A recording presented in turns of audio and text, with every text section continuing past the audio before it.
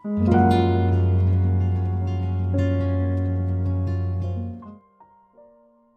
kita kembali lagi untuk membahas review film, dan kali ini kita akan membahas film yang sedang tayang di bioskop ketika video ini dipublish, yaitu film Fast Furious ke-9. Fast Furious 9 dalam judul pemasarannya, atau mungkin sebenarnya meskipun judulnya 9, ini adalah film ke-10 ya, kalau kita menghitung juga spin-off-nya yang Fast Furious Hobbs and Shaw.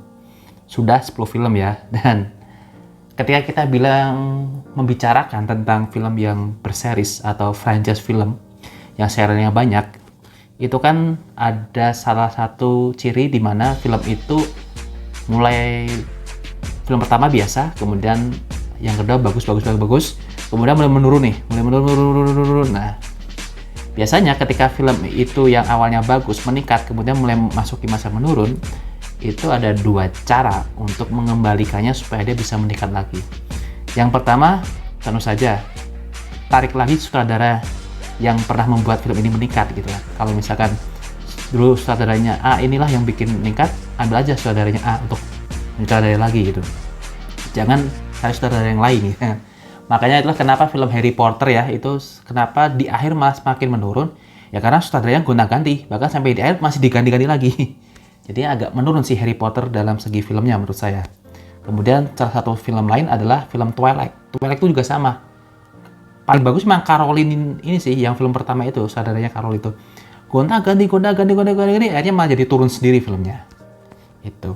Dan yang kedua adalah ya dengan cara kembalikan lagi karakter-karakter yang dulu hilang di cerita-cerita awal, dikembalikan lagi. Itulah kenapa film X-Men Days of the Future Past itu sangat booming, karena dia sempat di bagian epilognya dikembalikan lagi pemeran-pemeran yang dulu lagi. Nah, Fast Furious ke-9 ini mengambil dua-duanya. Jadi dia ngambil lagi tuh sutradara si Justin Lin, disuruh sutradara lagi, dan juga dia ngambil lagi beberapa karakter untuk dimainkan kembali yang sebelumnya sudah menghilang. Fast Furious 9 ceritanya berkisah tentang masa lalu Vin Diesel sebagai Dominic Toretto di sini, yang ternyata dia mempunyai seorang adik yang bernama Jacob, dan keterikatan Dominic untuk berhubungan kembali dengan adiknya Jacob ini berawal dari ketika dia diminta oleh krunya Mr. Nobody dari kepolisian untuk menyelesaikan kasus kriminal yang dilakukan oleh organisasi kriminal IT yang dikomandai oleh Chipper. Oke, kita akan langsung bahas tentang kelebihan dan kekurangan film ini.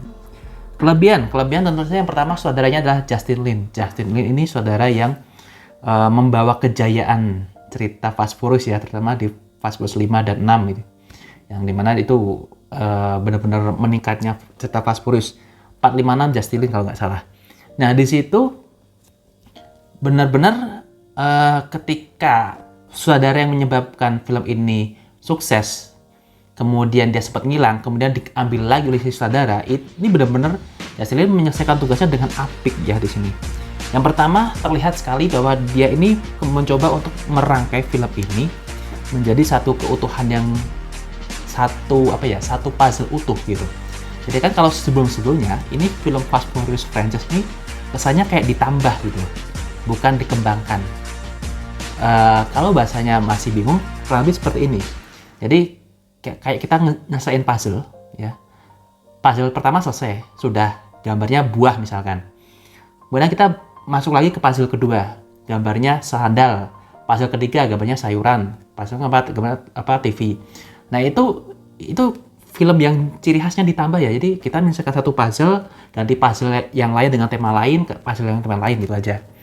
Nah, beda sama film dikembangkan. Film dikembangkan itu kita menyelesaikan satu puzzle, ternyata puzzle itu masih satu bagian juga gitu loh. Jadi ada puzzle di dalam puzzle gitu kan. Kita menyelesaikan puzzle, ternyata itu puzzle-nya cuma bentuk tangkai dari sebuah bunga gitu. Bunganya masih ada puzzle-nya lagi gitu. Hanya disusun jadi satu kesatuan puzzle besar. Paham ya teman-teman di sini ya? Nah, inilah yang coba dilakukan oleh Justin Lin. Awalnya kalau kita lihat cerita dari Fast Furious 1, 2, 3, 4 itu kayak berdiri sendiri-sendiri. Yang sama cuma di bagian pemerannya, tapi filmnya itu temanya udah sendiri. Fast Furious 1 tentang Quagator itu, Fast Furious kedua tentang kehidupannya Brian O'Connor, Fast Furious 3 tentang jualan dagangan di Jepang, Fast Furious 4 apa. Masuk ke Fast Furious 5 itu mulai dibenahi, mulai dibuat satu kesatuan. Ini ceritanya maunya kemana sih? Nah, itu yang pertama kali dilakukan Justin Lin. Dan di sini Justin Lin benar-benar merangkai lagi, mencoba untuk memberikan banyak sekali plot, sehingga harapannya sih ya, ini nanti Justin Lin di filmnya ke-10 yang tahun depan dirilis, dan katanya Justin Lin juga sebagai saudara bisa menghubungkan beberapa film yang kelihatannya berdiri sendiri gitu. Kalau diperhatikan, Tokyo Drive itu kan kayaknya filmnya berdiri sendiri ya. Kayaknya ini bukan bagian dari Fast Furious. Ternyata James Wan itu yang sutradara film ke-7 di Furious 7 itu bisa ngubungin loh, yang awalnya kayak berdiri sendiri ternyata dia dimasukin ke timeline antara Fast Furious 6 dan Fast Furious 7. Nah, yang jadi masalah kan adalah di Fast Furious 1, 2, dan 4. 1 nggak terlalu dipusingkan karena itu ceritanya tentang Dominic dan Brian O'Connor. Selesai. Yang 2, 4 ini yang bermasalah di bagian musuhnya. Fast Furious 2 itu musuhnya Carter ya kalau nggak salah. Fast Furious 4 musuhnya kalau nggak salah Arturo Braga. Carter dan Arturo Braga ini, dua musuh ini harusnya punya hubungan yang bagus nih. Harus dihubungkan ke pentolan dari kriminalitas itu, yaitu si Chipper, si penjahat IT ini. Jadi harapannya nanti cerita ini menjadi dua pool ya, dua kutub, dimana kutub pertama kepolisian yang dipunggawe oleh Mr. Nobody. Mr. punya The Rock dan Brian O'Connor di situ sebagai bagian kepolisian, sementara Chipper ini nanti yang akan menjadi pentolan dari organisasi kriminal. Di situ ada Owen Shaw, ternyata ada si Braga bisa dimasukin di situ nantinya, si Carter bisa dimasukin ke situ nantinya. Jadi dia yang menggawai lah pentolannya di Chipper dan Mr. Nobody. Sementara keluarga Toretto itu adalah keluarga yang punya keduanya. Ada mantan kriminal, juga ada mantan kepolisian kan. Di situ kan lebih bagus. Arahnya kayak bakal ke sana deh.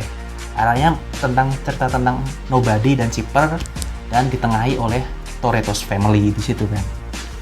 Dan kemudian Justin Lin di sini bisa membuat banyak sekali plot hole ya. Ada banyak plot hole yang disiapin, yang kemungkinan itu bisa dikembangkan untuk menutup saga Fast Furious yang sudah 20 tahunan menghiasi box office. Kemudian di sini juga ada karakter John Cena ya, yang kayaknya memang disiapkan untuk menggantikan posisi The Rock yang dipensiunkan tanda kutip. Apakah John Cena bisa menggantikan posisi The Rock? Secara pertarungan Smackdown-nya sih bisa. Karena ada adegan di mana John Cena benar-benar melakukan Smackdown di situ. Dan tapi secara karakter ya The Rock is The Rock, John Cena is John Cena. John Cena itu lebih pendiam di sini. Sementara The Rock ya taulah dia lebih banyak bubblingnya. Dan di sini ada beberapa adegan lain yang menurut saya menyenangkan, yaitu adegan kecelakaan ya. Kecelakaannya ini keren banget lah. Kamu nonton di bioskop, nonton kecelakaannya Fast Furious, tabrak-tabrakannya ya, senggol sana senggol sini di bioskop, itu Kak Justin Lin wah keren banget, puas banget. Jedar-jedurnya tuh wah udah setara J.J. Abrams lah, bahkan lebih baik sedikit. J.J. Abrams kan ledakan-ledakan.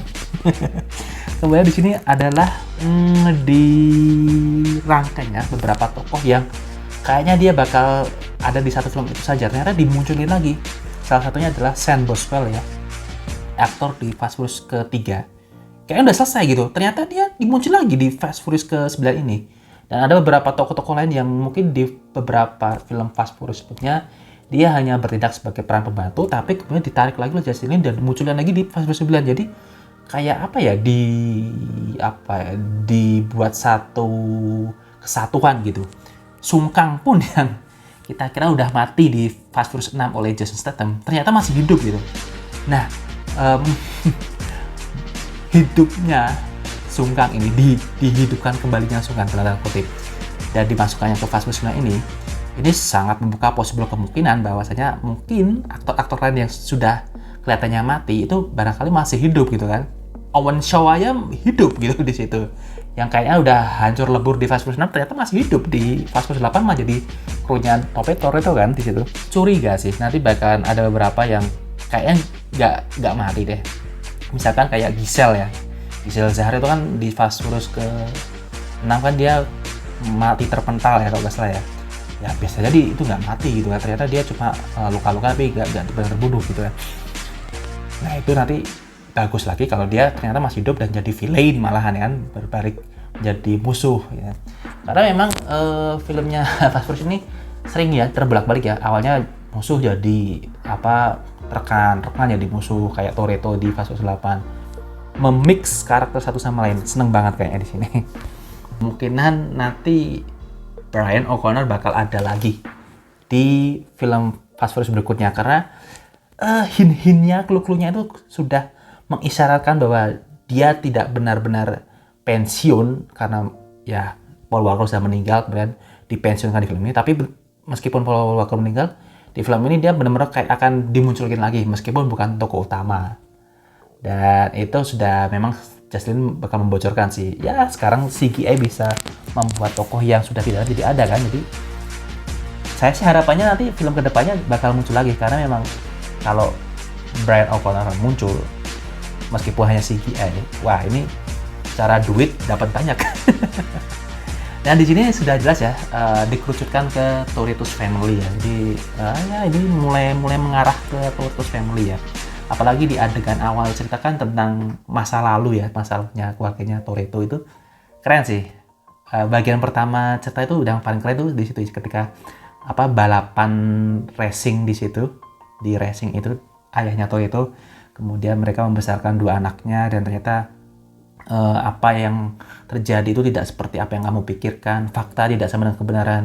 Di awal-awal cerita di prolognya tuh wah keren banget. Salut sama Justin. Kekurangannya yang pertama adalah mulai banyak adegan yang tidak masuk akal di cerita ini ya. Banyak sekali adegan yang ini kok bisa hitungan fisikanya itu nggak mungkin terjadi tapi terjadi gitu. Jadi kalau misalkan dibuat manajemen resikonya kemungkinan berhasilnya 1 dibandingkan 10.000 kegagalan, selalu dapat satunya itu. Jadi 10.000 kemungkinan peluang per 10.000 dapat aja per 10.000-nya itu. Dan makin wah ini cerita udah mulai yang agak ke arah superhero aja nih.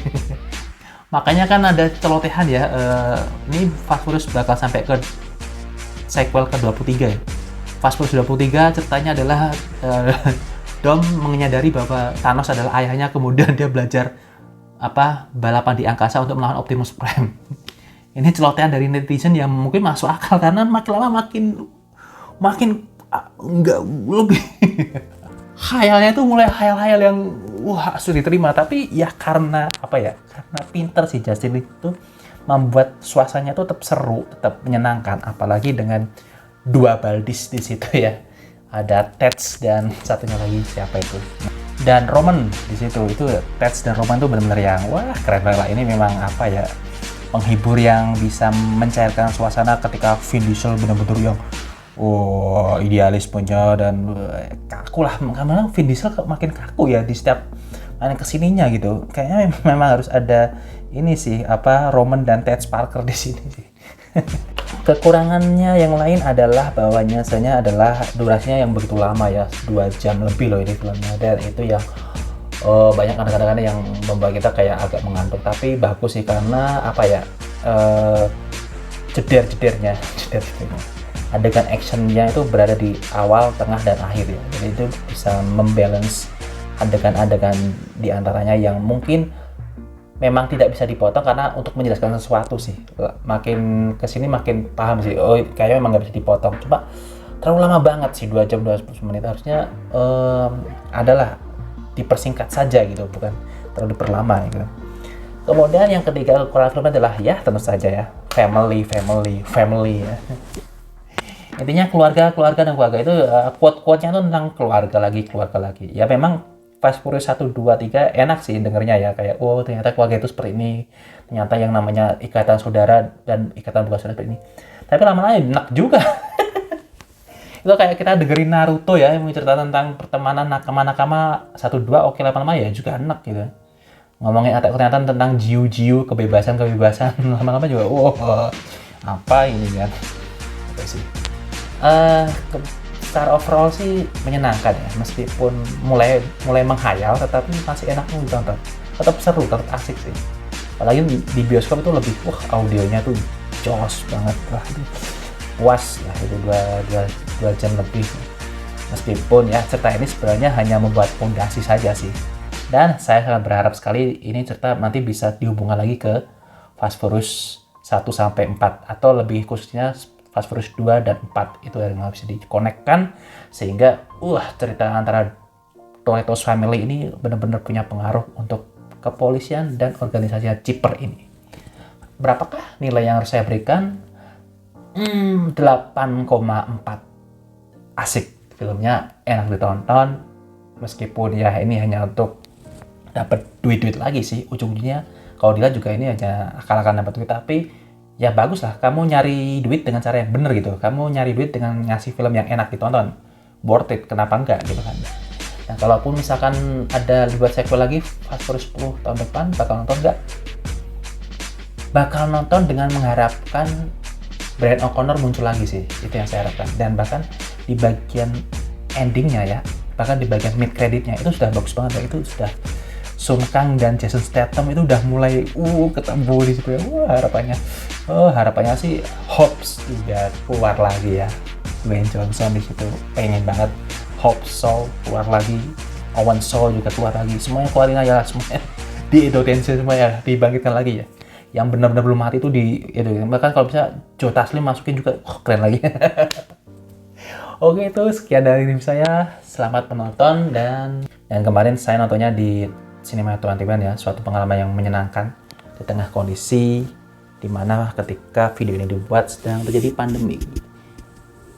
Oke, itu sekian dari saya. Selamat menikmati filmnya dan sampai jumpa lagi. Terima kasih.